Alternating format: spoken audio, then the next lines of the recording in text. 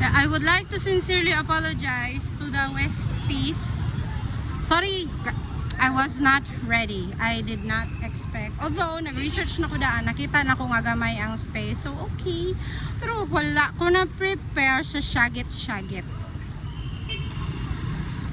Na-overwhelm ang inyong iyaan. Nakalitan, hait kaayo og mga tingog ang mga bahog bilat.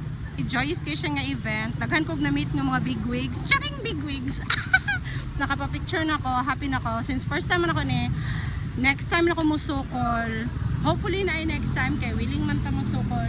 But today is not that day. I was underprepared. Inyong iyaan nga 45 years old nag-apil-apil og ang inyong iyaan kay nag-apil-apil og suko sa free event.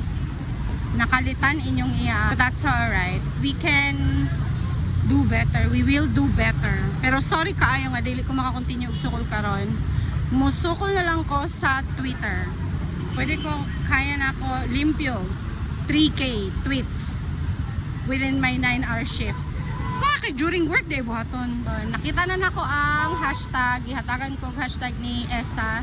Si Esa tong nagpa-LED light project sa mga pilar. Isa lang ka pilar ako nakitaan. I think dapat na itulo.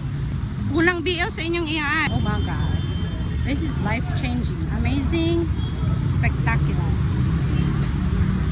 Meow, meow.